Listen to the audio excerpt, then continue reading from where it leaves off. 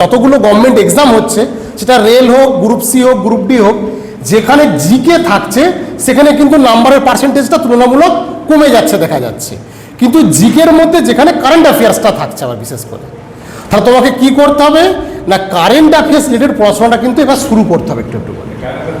তো ব্যাপারটা হচ্ছে, একটা কথা বলে দিই, এই যে তোমরা গ্রুপ সি পরীক্ষা দেবে, এই যে গ্রুপ সি এবং রেল যেটাই হোক, হয়তো রেলের ক্ষেত্রে ইংলিশটা থাকবে না, কিন্তু তোমরা এই যে গ্রুপ সি গ্রুপ ডি যে 2 সপ্তাহে 2টো এক্সাম আছে আগামী রবিবার, ভূগোল, ইতিহাস, রাষ্ট্রবিজ্ঞান, মিসলেনিয়াস আর কারেন্ট অ্যাফেয়ার্স, এই জায়গাটায় জোরটা বেশি করে দাও। দেখো আমার এখানে প্রত্যেকটা কোশ্চেন ছিল, তোমার খেয়াল করে দেখো, ভূগোলের কিন্তু প্রায় 3 থেকে 4টে কোশ্চেন আছে, ইতিহাসেরও কোশ্চেন আছে প্রায় 2 থেকে 3টে কোশ্চেন, পলিটির কিন্তু কোশ্চেন আছে এখানেও প্রায় 3-4টে কোশ্চেন আছে, আর মিসলেনিয়াসের কোশ্চেন আছে 1-2টো কোশ্চেন আছে, আর কারেন্ট অ্যাফেয়ার্স ছিল তোমার প্রায় নাই করেও প্রায় 8-9টা কারেন্ট অ্যাফেয়ার্স দিয়েছিলাম। তাহলে তোমার দেখা যাচ্ছে কি, এই 5টা সিলেবাসের উপর ডিপেন্ড করেই কিন্তু তোমার নন টেকনিক্যালের কোশ্চেনটা ঘুরছে। ম্যাথ রিজনিং তো সবার জন্য, কারণ ম্যাথের মোটামুটি ছেলেরা লাগাতার পরীক্ষা চলছে, রেল পরীক্ষা হলো, পুলিশের পরীক্ষা হলো, তো ম্যাথের সবাই স্ট্রং আছে এবং জিকেও সবাই পড়ছে। তোমরা লাস্ট মুহূর্তে এই 5টা জিনিসকে পড়ো।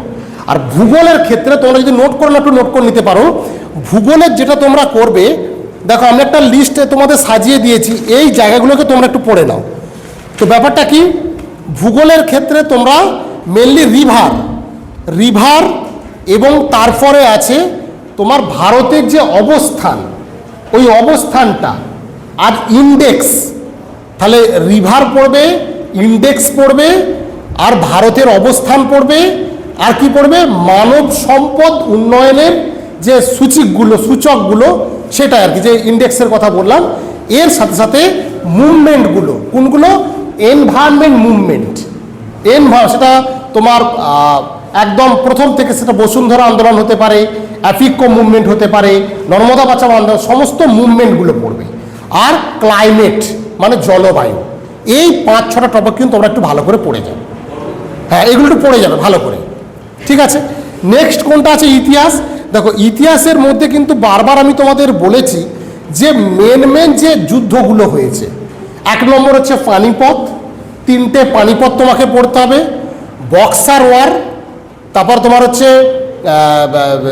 বক্সার সিপাহি বিদ্রোহ, তারপর হচ্ছে তোমার সিপাহি বিদ্রোহ, বক্সার, তরাইন, এবং তার সাথে তোমার অসহযোগ আন্দোলন, আইন অমান্য আন্দোলন, ভারত ছাড়ো আন্দোলন, এটা তোমাকে ভালো করে করতে হবে। আর কোনটা করবে, আর এর সাথে তুমি করবে অবশ্যই অ্যানসেন্ট ইন্ডিয়াটা, হরপ্পা, মহেঞ্জোদারো, বৌদ্ধ জৈন, আর তোমার হচ্ছে গুপ্ত যুগ, মৌর্য যুগ, কুষাণ যুগ, এইগুলো একটুখানি জাস্ট করে যাও। যদিও আমরা এর পরে এটা রিপিটেশন ফুল করবো, আমরা আলোচনাটা কথা তোমরা বুঝতে পেরে যাবে, এটা করো।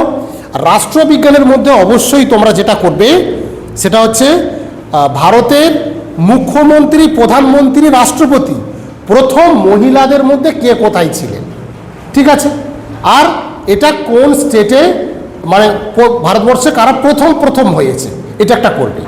আর কি তোমাদের পার্লামেন্ট, প্রেসিডেন্ট, প্রাইম মিনিস্টার, পুরো ডিটেলসটা একটু পড়ে রাখবে, এই হচ্ছে বিষয়। আর মিসলেনিয়াসটা কিন্তু খুব ভাইটাল।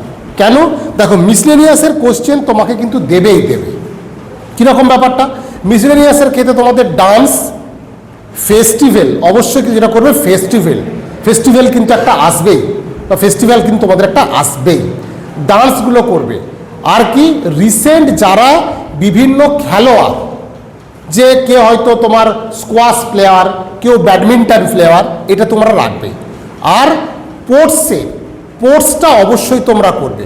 স্পোর্টসের কোনগুলো না, স্পোর্টসের যে বড় ইভেন্টগুলো, অলিম্পিক, তারপরে ফিফা ওয়ার্ল্ড কাপ, আমাদের আইসিসি ওয়ার্ল্ড কাপ, এই যে বড় স্পোর্টসগুলো, এবং টেনিসের যেগুলো খেলা হয়, এই স্পোর্টসের এইগুলো একটু ভালো করে তোমরা পড়ে যাও, ঠিক আছে। এইগুলো একটু টপিক ধরে ভালো করে পড়ে যাও, লাস্ট মুহূর্তে আশা করি তোমাদের প্রশ্ন কিন্তু কমন পাবে তোমরা, ঠিক আছে।